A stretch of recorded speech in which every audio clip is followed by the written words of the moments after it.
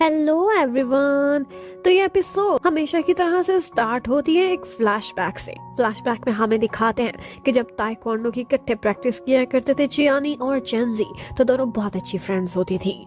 लेकिन हमेशा से चेंजी चियानी से बेटर थी और इसी वजह से उसकी मम्मी उसकी ज्यादा प्रैक्टिस कराती थी, उस पर ज्यादा फोकस करती थी, क्योंकि उनको लगता था कि इसे पॉलिश करेंगे तो यह हमें ओलंपिक्स में रिप्रेजेंट कर सकती है।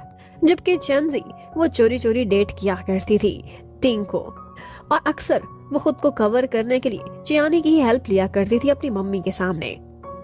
एक दिन चियानी ने अपनी कोच को बातें करते हुए सुना था और वो यही बोल रही थी कि अगर हमारे क्लब से कोई आगे जा सकता है तो वो चेंजी ही है। चियानी में नेचुरल टैलेंट इतना नहीं है जितना चेंजी में है, और ये बात चियानी को बहुत बुरी लगती है और उसी टाइम उसने फैसला किया था कि वो ये क्लब चेंज करके कहीं और एडमिशन ले लेगी। और फिर इसी के साथ ही हमें प्रेजेंट का सीन दिखाते हैं। चेंजी को आज लंच मिला था बॉस की तरफ से, जो कि शफल कराया था उसने। फैंग खुशी खुशी लंच बॉक्स खोलता है कि आज मुझे चेंजी के हाथ का बना खाना मिलेगा, लेकिन वहाँ तो हरे हरे पत्ते और बस बनाना ही था। जबकि वो बाहर देखता है तो चेंजी का लंच एक और कोलीग उसे बहलाकर उससे लेने वाली थी। उसी टाइम पर वो उसे बुला लेता है कि मेरा लंच लेकर मेरे पास वापस आ जाओ, और फिर उसे डांटता भी है कि इस तरह की चीजें तुम नहीं खा सकती, तुम्हें चाहिए कि तुम एक बैलेंस्ड डाइट खाओ। और फिर जब वो नहीं मानती तो उसे अपने साथ पकड़कर जबरदस्ती खाना खिलाने लेकर जा रहा था, लेकिन यहाँ पर वो उसका बाजू पकड़कर ऐसे तोड़ मोड़ देती है ताकि वो हमेशा अपनी लिमिट्स को याद रखे। फैंग बेचारा सोचने लगता है कि मेरी कैसी किस्मत है, जिसको लाइक करता हूँ वो इतनी स्ट्रॉन्ग कि लगता है गुस्से में आके किसी दिन मेरा शोल्डर ही डिसलोकेट कर देगी। अब उसके बाद वो अपने फ्रेंड मैनेजर यू को बातों बातों में बताता है कि एक्चुअली चेंजी पैसे सेव कर रही है क्योंकि उसने अपने नी की सर्जरी करानी है एक बहुत बड़े सर्जन से। अगर मैं उसे हेल्प की ऑफर करूंगा वो कभी एक्सेप्ट नहीं करेगी, वो बहुत डिफरेंट है बाकी गर्ल्स से। और अगर मैंने कभी उसे बाहर लंच पर ले जाने, शॉपिंग कराने या आउटिंग की ऑफर करी तो बिल्कुल वे मेरे करीब नहीं आने वाली। अब तुम ही सोचो जिस टाइप की वो लड़की है, मैं उसे कैसे अपने दिल की बात बताऊं। लेकिन मैनेजर उसे क्या बताता, उसे तो अपनी लव लाइफ की टेंशन बनी हुई थी। उसकी अपनी गर्लफ्रेंड थी जिसे उसने जल्दी प्रपोज करना था। और दूसरी तरफ हमें चियानी को दिखाते हैं। जब वो प्रैक्टिस कर रही थी तो कोच उसे काफी डांटती है क्योंकि उसकी मूव्स उसमें स्विफ्टनेस नहीं आ रही थी, और अक्सर वो चेंजी का नाम भी ले बैठती थी कि अगर तुम्हारी जगह वो होती तो कितनी जल्दी सीख लेती थी ये सब कुछ। और यहाँ पर चियानी की और कोच की आपस में लड़ाई भी हो जाती है। चियानी का कहना था कि अब वो कभी भी रिंग में वापस नहीं आ सकती और मैं उससे बेटर हूँ, मैं आज यहाँ खड़ी हूँ और वो यहाँ नहीं।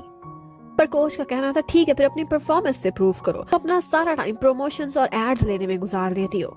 ये सारी बातें सुनने के बाद चियानी बहुत सैड हो गई थी। टिंग उसके पास आता है और उससे कहने लगता है कि मैं तुम्हारी कोच बदलवा दूंगा। वो बहुत बड़े बाप का बेटा था, बहुत अमीर था। चियानी का कहना था कि इससे मेरी परफॉर्मेंस पर असर होगा, इस टाइम पर मैं जहाँ पर हूँ मैं वहीं सूट करती हूँ। अब यहाँ पर टिंग उसे एक गुड न्यूज देता है और बताता है कि मेरे डैड को मैंने मना लिया है, वो अगले टूर्नामेंट में तुम्हें ही स्पॉन्सर करने वाले हैं। ये सुनकर चियानी बहुत खुश हो जाती है। और उसके बाद हमें लिन को दिखाते हैं। वो याद कर रहा था कि जब वो आंटी चिंग से मिला था तब एक्चुअली उसकी अपनी डैड से लड़ाई हुई थी और वो घर छोड़ के आया हुआ था क्योंकि वो ताइक्वांडो नहीं सीखना चाहता था बल्कि जर्नलिज्म पढ़ना चाहता था। और यहाँ पर उसे समझाने और उसे सपोर्ट करने में चिंग ने बहुत हेल्प करी थी। और इसके साथ ही वो सोचने लगता है कि चिंग ने खुद बताया कि वो मैरिड नहीं है, और वो घर पर कह रही थी कि कोई खाने पर मेरा वेट कर रहा है, वो कौन हो सकता है, लगता है उसका कोई बॉयफ्रेंड है। जबकि एक्चुअली हमेशा से उसका वेट कोई और नहीं बल्कि उसका नेफ्यू फैंग ही किया करता था। आज फैंग अपनी आंटी के पास आता है और उनसे कहता है कि आप भी शादी कर लें, कोई बॉयफ्रेंड तो तलाश करें। लेकिन आंटी का कहना था कि मेरी लाइफ कंप्लीट है, मुझे किसी बॉयफ्रेंड की कोई जरूरत नहीं। वो हमेशा से शादी से भागा करती थी। यहाँ पर फैंग उनसे कहने लगता है कि जब एक दिन मेरी शादी हो जाएगी तो उसके बाद तो आप बिल्कुल अकेली रह जाएंगी, इसलिए अपने बारे में सोचें। उसकी शादी की बात सुनते ही आंटी चिंग बहुत खुश हो जाती हैं, इतनी एक्साइटेड हो गई थी। उससे पूछने लगती हैं कि तुम किसको लाइक करते हो, अपने उसी असिस्टेंट को ना, जिसके बारे में सोचते सोचते तुम्हारी नींदें उड़ गई थी। और तो वो तो उसकी शादी इवन के फ्यूचर बेबी तक भी पहुंच गई थी। लेकिन एंड पे जब उनको पता चलता है कि फैंग सिर्फ और सिर्फ उस पर एक क्रश रखता है और वो उसकी गर्लफ्रेंड नहीं, तो वो बहुत निराश हो जाती है। सोचने लगती है कि मेरा हैंडसम सा भतीजा किसी काम का नहीं। फैंग, मैनेजर और चेंजी एक मीटिंग से वापस आ रहे थे। इतने में लंच ब्रेक हो जाती और चेंजी ने एक पार्सल पिक करना था साथ वाली बिल्डिंग में। वो उनसे कहती है कि आप लोग जाएं और मैं ब्रेक के बाद ऑफिस में पहुंच जाऊंगी। साथ वाली बिल्डिंग में जाती है तो पता चलता है कि वहाँ की एलिवेटर खराब है, इसलिए उसे स्टेयर्स यूज करनी पड़ेंगी। वहाँ पर बोर्ड लगा हुआ था। अब स्टेयर्स यूज करते करते वो 12वें माले पर जा रही थी। बेचारी की बड़ी बुरी हालत हो जाती है। उसके शूज की वजह से उसके पैर पे भी चोट लग गई थी। और यहीं पर हमें पता चलता है कि ये सारे कारनामे कोई और नहीं बल्कि टिंग वही कर रहा है, और वो भी चियानी को खुश करने के लिए, क्योंकि उसकी गर्लफ्रेंड 1-2 दिन से खराब मूड में फिर रही थी। वो यही सोच रहा था कि जब चियानी के सामने मैं इसको छोटा दिखाऊंगा तो वो बहुत खुश होगी। लेकिन इतने में फैंग भी चेंजी के पीछे पीछे पहुंच जाता है, लेकिन वो तो लिफ्ट से ऊपर आ चुका था। और जब तक चेंजी पहुंचती है सीढ़ियों से तो उसे सब समझ आ जाती है कि एक्चुअली ये इन दोनों ने ही इसे प्रैंक किया है। अब टिंगवे यहाँ पर चेंजी की छोटी सी जॉब का मजाक उड़ाने लगता है। इवन के टिप में उसे 1000 रुपए निकाल कर देता है कि तुम अपना चाय पानी कर लेना। लेकिन यहाँ पर फैंग को बहुत गुस्सा आता है। वो टिंग को पंच दे मारता है और उससे कहता है कि तुम्हारी हिम्मत कैसे हुई चेंजी को बुली करने की। अगर एलिवेटर ठीक थी तो तुमने इस बेचारी को सीढ़ियों से क्यों गुजारा। पर चेंजी भी सारा गुस्सा चियानी पर निकालती है और उससे कहती है, ठीक है मैं एक छोटी जॉब करती हूँ, क्या ये देखकर तुम्हारे दिल को ठंडक मिल गई, तुम्हें तसल्ली हो गई। मेरी इंजरी को इतना हार्म पहुंचाना चाहती थी ताकि मैं कभी सीधी खड़ी भी ना हो सकूं, क्या तुम्हें लंगड़ा के दिखाऊं तब तुम्हें तसल्ली होगी। और इतने में फैंग उसे वहां से पकड़कर ले जाता है।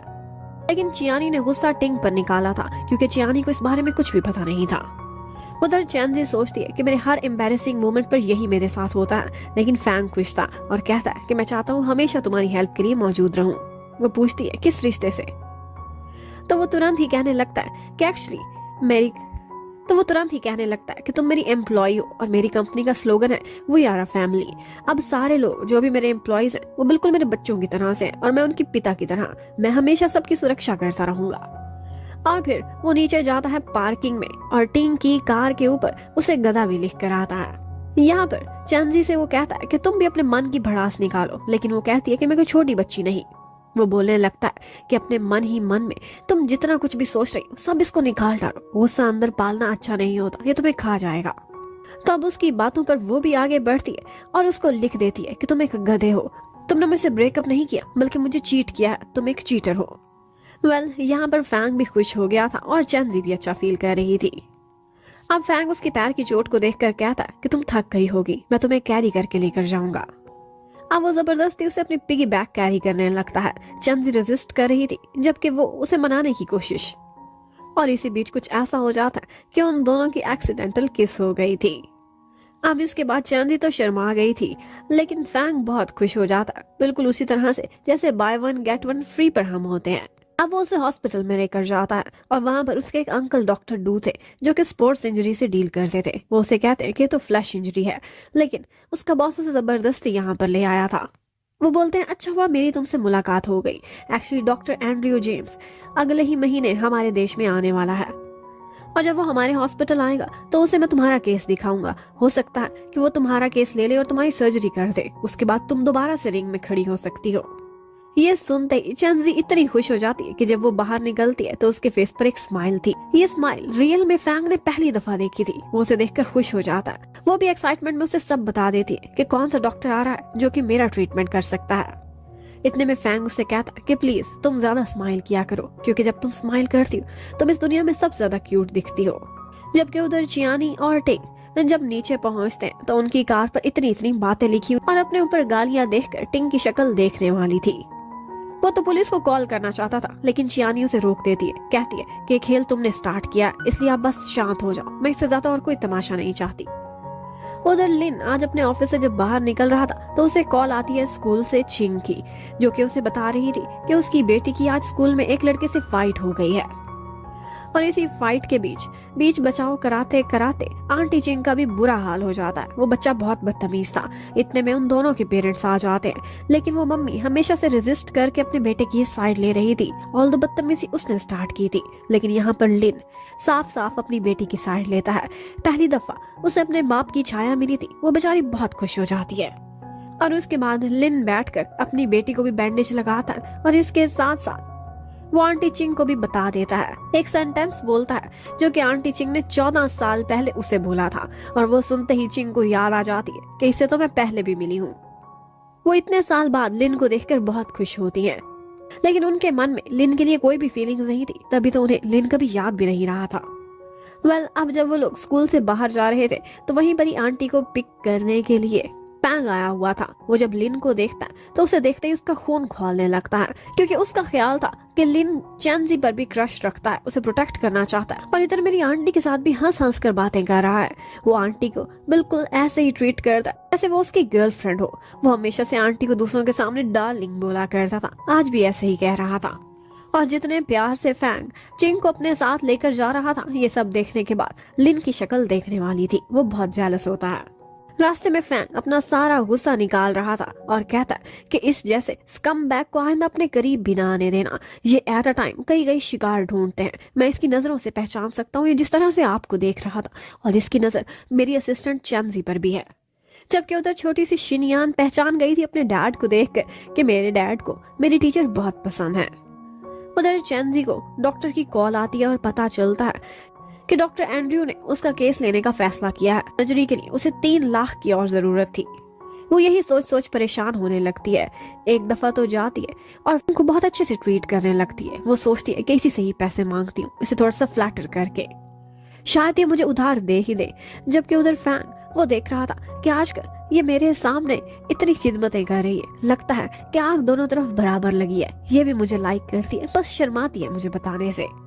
लेकिन चैंजी से ये नहीं हो पाएगा। वो यही सोचती है कि फैंग की बजाय अपने भाई से कांटेक्ट करती हूँ। आज उसका भाई ऑफिस के बाहर उसे मिलने के लिए आता है और साथ ही साथ शिनयान को भी लेकर आया था। वो लोग पास के ही कैफे में जाकर लंच करने लगते हैं और यही बड़ी वो अपने भाई से डिस्कशन करती है कि उसे किस तरह से पैसों की जरूरत है, और वो भी सर्जरी के लिए। अब इसी कैफे में थोड़े से फासले पर बैठे हुए थे मैनेजर यू और फैंग, जो कि जल कर देख रहे थे कि किस तरह से ये मीठी मीठी बातें कर रहा है मेरी चैंजी से। और ये देखकर वो गुस्से से बिल्कुल शेर बना बैठा हुआ था। अब वो लोग चोरी चोरी उन पर नजर रखते हैं। और यहाँ पर फैंग यही सोच रहा था कि कितना घटिया इंसान है, अपनी बेटी की क्यूटनेस को सामने लेकर आता है और गर्ल्स से फ्लर्ट करता है। यहाँ पर वो उसके कंधे पर हाथ भी रखता है और इसके साथ साथ चैंजी के हेयर को भी सेट करता है। और ये देख कर फैंग का तो मन कर रहा था कि जाकर इसकी गर्दन ही मरोड़ दूं, लेकिन उसका बस सिर्फ और सिर्फ अपने मैनेजर तक ही चलता था।